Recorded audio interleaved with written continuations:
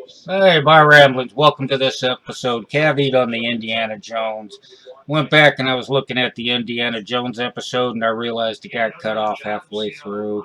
Um, I have an HTL exam I have to take in a little bit. In the meantime, I've got all, I don't want to call them crises, we'll call them fires. I had my brief I had to file, had this book I'm working on, trying to prepare for an earlier web application exam.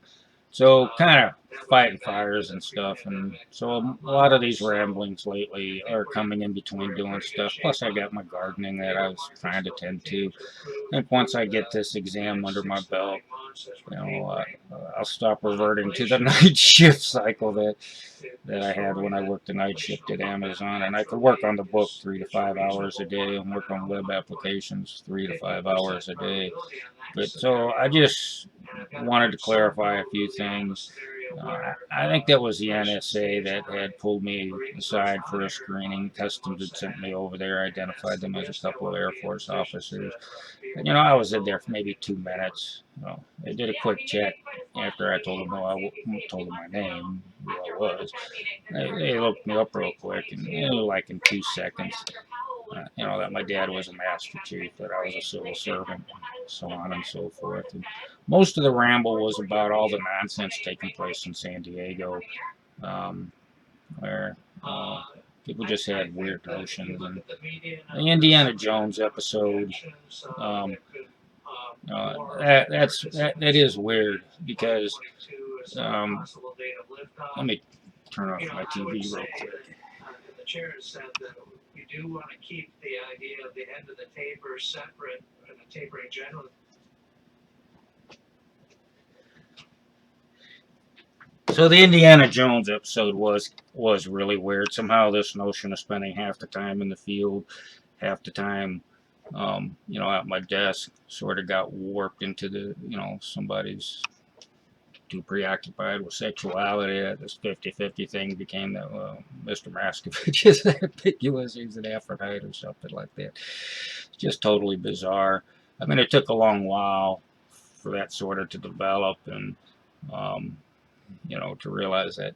But it didn't help that I use the word ambiguous a lot.